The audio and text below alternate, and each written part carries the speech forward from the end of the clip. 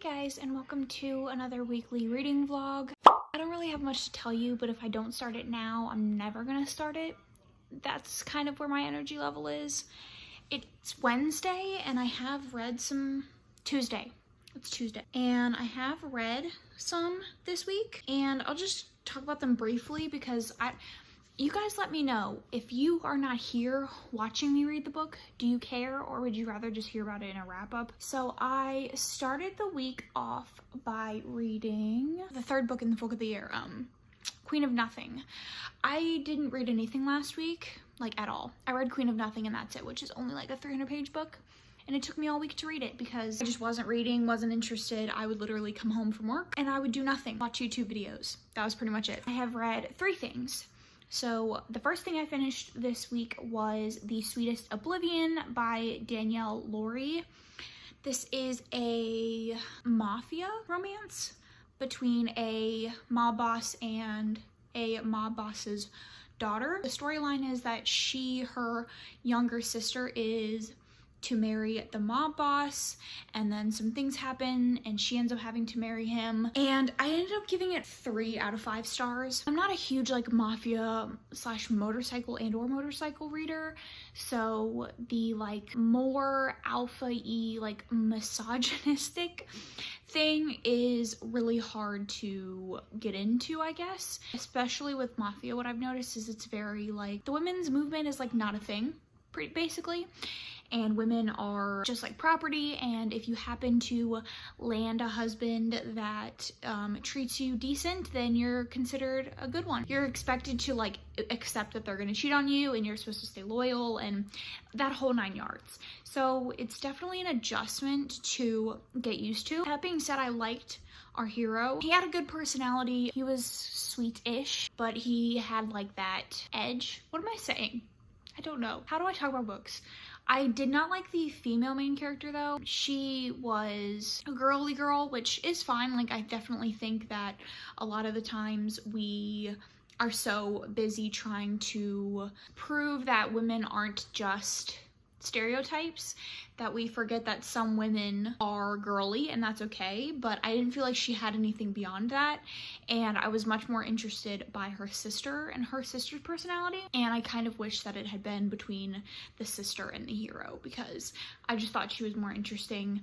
I didn't really love their conflict. It was kind of less than thrilling, and it was over really quickly, and also like the last chapter I just completely skipped. So it was okay. It was a 3-star. Then I read the 4th volume of The Girl from the Other Side, which is the last volume that I need to read for the book club, which our meeting should be before this video. Hopefully the video will be up before then, but if it's not already, look out for that if you're interested. But this is the 4th volume. Obviously I won't go into what this volume is about, but it broke my heart a little bit.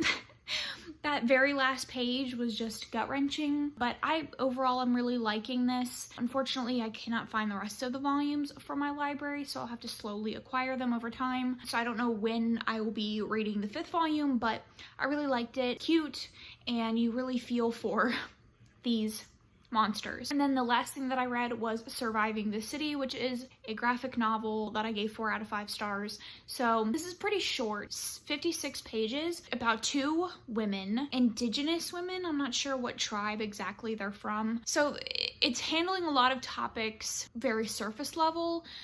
So you're dealing with loss of culture, you're dealing with lack of police presence when it comes to missing women, you're dealing with a bunch of different hard topics that indigenous people deal with, but you're also seeing a lot of their culture and some rites and passages that they go through in their culture, and just, it's a lot of stuff. Usually I wouldn't really rate something that was that short, but I actually kind of got a little bit emotional, and the art style is fantastic.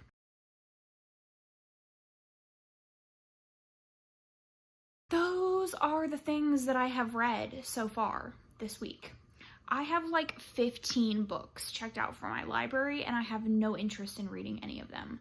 So I'm not entirely sure what I'm going to pick up, or if I'm even going to pick up anything. Well, let's hope so, fingers crossed. But it'll probably be like a romance week if I had to guess. Yeah, so that is my update. We'll talk again later when I have picked up a book and I have something to say, but I knew that if I didn't start this, then I just wouldn't. So that is the deal on that. I will talk to you guys later.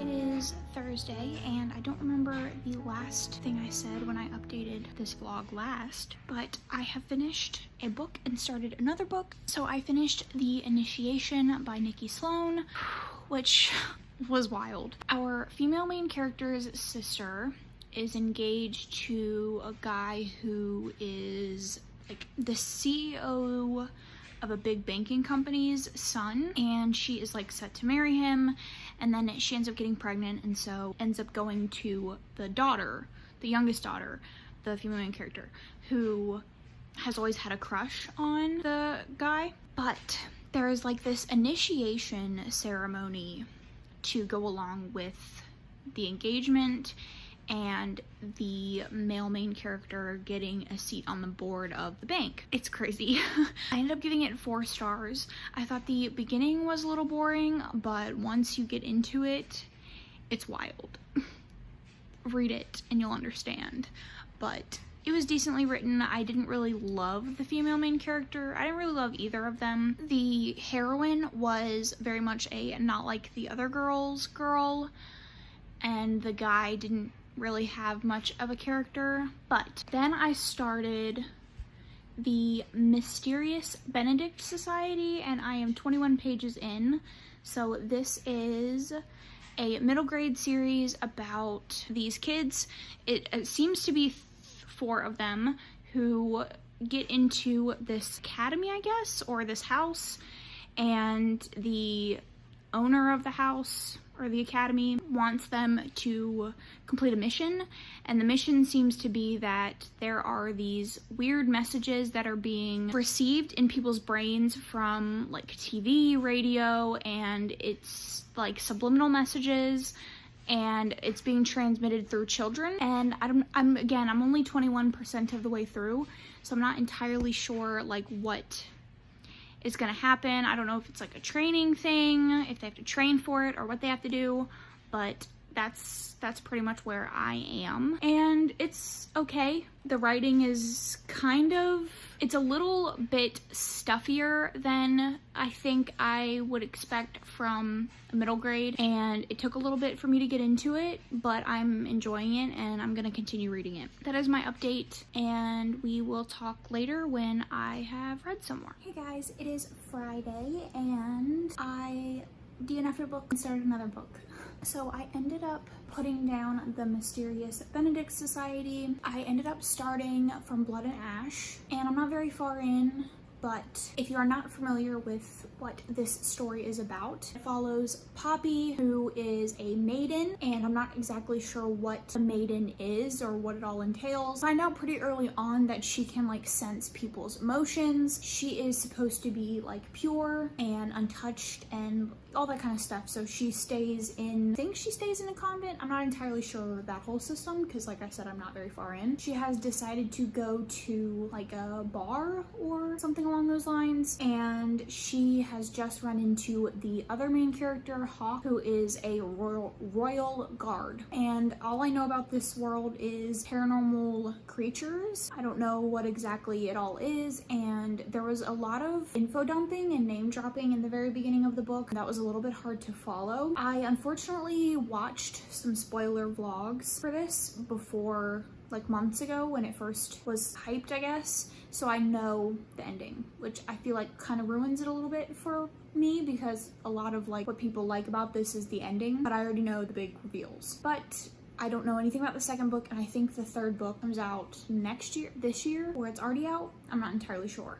But I just know that people are really enjoying it, and it seems like it's going to be good. It's very much reminding me, writing-wise, of like a Sarah J. Maas book, and Erika kindly reminded me that JLA came before Sarah J. Maas, so I guess I should be saying that Sarah J. Maas reminds me of JLA, but I've never read a Jennifer L. Armentrout book before, so I don't know what her writing is like, but even down to like the M dashes, the writing style is very similar.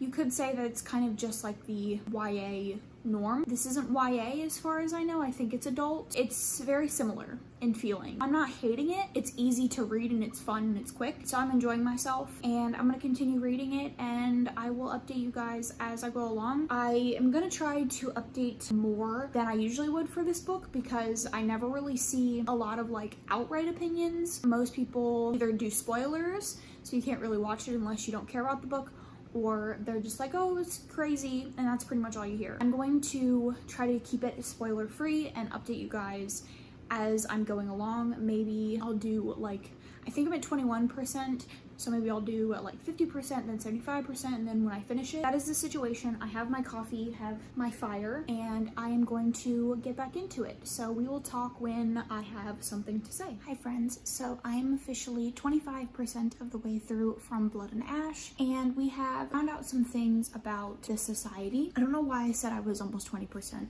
Last time I updated you guys, I was at like 8%. The things that we have found out. There are vampires and what seems to be werewolves in this world, but they haven't really been given that name yet. They just kind of like have the same characteristics as what you would expect a vampire and werewolves to have. And Craven are like an offspring almost of vampires, or like basically what happens if a vampire were to turn a human, and the Cravens become mindless and they just kill and spread their disease basically. And so the Craven get killed and then burned like out in the courtyard for everyone to see basically. We have discovered that Poppy, the heroine, the female main character, she's a maiden, which they're really rare, and basically she was attacked by a Craven and nothing happened to her, so she has these scars on her face. She wears a veil most of the time, so like most people don't know what she looks like except like a select few. She is going to go through an ascension process, which is something that seems like nobles and first sons of every family are eligible to go through, or something along those lines. I'm not quite clear on who can ascend. And we've also found out that the like second and third sons and daughters of every family go into like servitude basically. And it seems like there is an assassin or a group of dissenters with a capital D. They have been killing some people, and Poppy is trying to figure out what's going on. And we haven't quite gotten to the point where Hawk is her bodyguard yet, which we already know is gonna happen. And she is gonna be in this process, right? R-I-T-E, which it's not quite clear what it is. I don't know if that's the ascension process or what, but they keep calling it being given over to the gods, which I don't know exactly what that means. I guess we'll see, but apparently it doesn't happen that often, and we don't really know what's gonna happen when she goes through this process. And yeah, she is still living with the Duke and the Duchess, which is like the state that she's at, but it seems like she's gonna get called back to the capital because the Duke and the Duchess's like estate doesn't seem very safe for her, because someone's already attempted to kill her or take her, kidnap her to be taken to someone. We had gotten mention of someone called the Dark One, who seems to be like prince or something of like a fallen kingdom, and he's been mentioned before, and he's believed to be like a myth. Some people believe that he's still around, some people don't. Yeah, that's what we've learned so far. I'm beginning to feel like maybe this is like another situation with the Cruel Prince, where obviously this is adult and that was YA, but where everybody touted it as like this legendary enemies to lovers romance, but I didn't really feel like romance was really part of the story. It was like a very subplot of the story. We haven't even gotten anything between the two of them like substantial, except that very first scene in the first chapter. Like I said, I'm only 25% of the way through, so this book is like 460 pages. So there's still plenty of time, and obviously there's 2 other books, but I'm gonna continue reading. I will update you guys when I am at the 50% mark. Hi friends, so it is Saturday and I am halfway through From Blood and Ash, and I'm really enjoying it. It's definitely very high-paced, and we're finding out a lot about the society. We're finding out more about society itself and about all of the different rituals that they have. It seems like ascension, when you drink the blood of other ascended people, and like when you ascend, you basically become a god, or you commune with gods, or like you are like the god's vessels, or you're close to a god basically. The rite ritual, R-I-T-E, is basically when they take all of the non-firstborn kids of families and put them in service of the gods. So they become servants, they work in the church, all of that allegedly. Yeah, so when you ascend, you drink the blood of the ascended. It has a very close tie to what the vampires do, which they're called Atlanteans, I think, in this. And there seems to be some unrest going on with some citizens, and everyone is kind of assuming that it is the Dark One and like the dissenters that are working together. There was an attack by the Craven on the palace or whatever. Poppy helped kill some of the Craven and she was caught by Hawk. That's pretty much it. We've had some like tense moments between them, but nothing really crazy has happened yet. From what I've been told, at like the 200-page mark, it like starts up and doesn't end, and I am 238 pages in, and it definitely has picked up from the first 200 pages, so I'm hoping it'll go from here. She's about to witness her first rite ceremony. I do have my book club meeting tonight, but it's only like 12:30 now, and the meeting isn't until 10 p.m. So I'm hoping to get to the 75% mark and be able to update you guys tonight before the book club meeting. Hopefully, my highest hope is that I can finish, because I'm really enjoying it. It is like compulsively readable, and I'm loving the characters, and the writing is really easy. It's nothing like spectacular, but it's really easy to read and easy to get into, and it's fast-paced-ish. I'm excited to see how it goes from here. I will talk to you guys when I am at the 75% mark. Hey guys, so it is a couple hours later, and I just finished From Blood and Ash, and I ran it through Compile, and I ended up giving it 4 out of 5 stars. So I know I said I was gonna update you at the 75% mark, but I didn't really have a whole lot to say.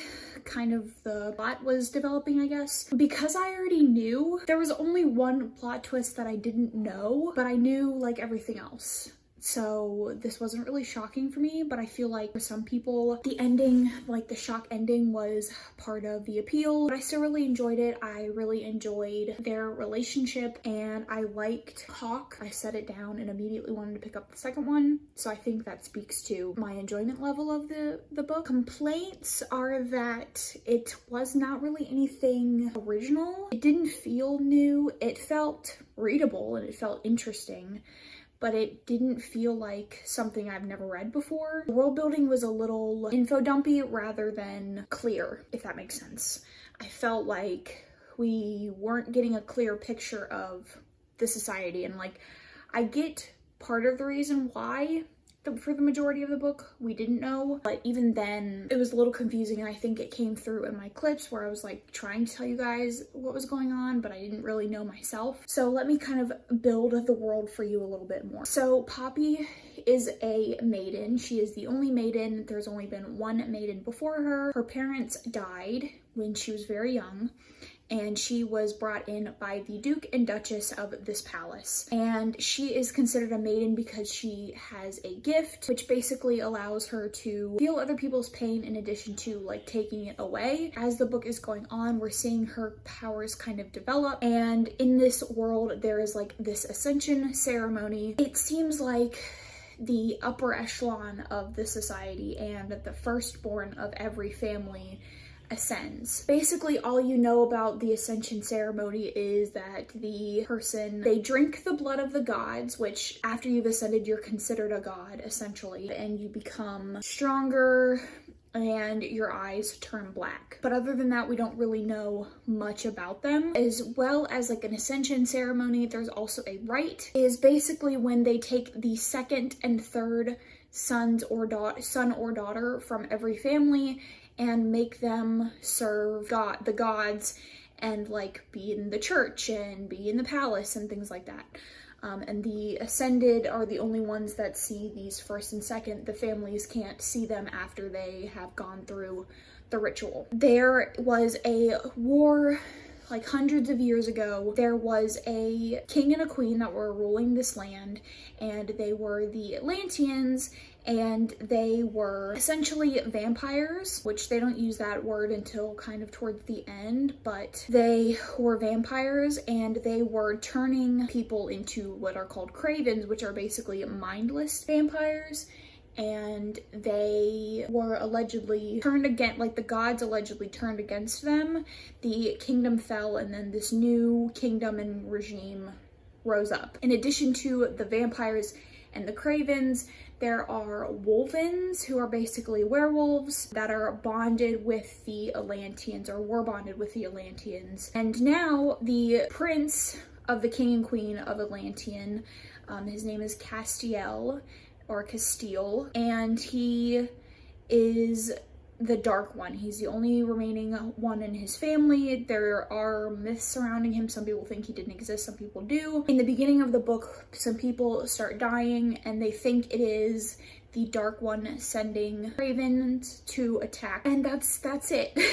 You get a lot of the info dump in the very beginning about how the world works and how the kingdom works, and then it's explained a little bit more towards the end. It's all just a lot, and I don't necessarily know if the way that it was explained was the best way to explain it, but by the end I understood what was happening. That was from Blood and Ash, and I'm excited to pick up the second one.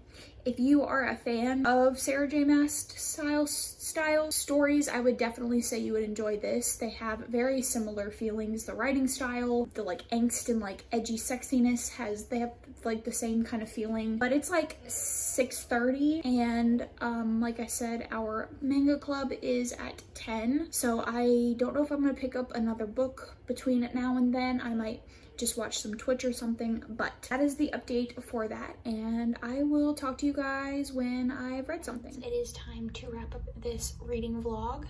So I started the week off by reading The Sweetest, Oblivion, which I gave 3 out of 5 stars. I read The Initiation, which I gave 4 out of 5 stars, and I read From Blood and Ash, which I gave 4 out of 5 stars. I also started the second book in the Dagobah trilogy, which is called The Kingdom of Copper. I'm about 5% of the way in. Obviously, this is a second book, so I can't really go into it, but Middle Eastern inspired fantasy story following 3 points of view. Nahiri, who has somewhat magical abilities, Dara, who is a djinn, and Ali, who is the prince of the hidden kingdom of Brass, which is where djinn and a bunch of different magical creatures and magical beings live, with a complicated past into the kingdom, the king, and all of that kind of stuff. So I'm excited to continue the series. I loved the first one. I gave it 5 out of 5 stars. Admittedly, it's been a while since I read it, so going into the second one, I had to read a recap of the first one because I just could plain not remember anything that was going on, but I'm excited to read it. It is 600 pages, and it is the 31st of January, and my February TBR is pretty packed, so we will see if I end up reading it. Next week I will be starting my February TBR, which, like I said, has a lot of books on it, but I will be focusing on my TBR for the Black Author Readathon, which is a month-long readathon focusing on adult romance by Black authors. Yeah, that is going to be it for what I have to say in this video. Comment down below your thoughts on this video or any of the books that I read in it. Have you read any of these books? I would love to know. But other than that, I will catch you guys in my next one. Thanks so much.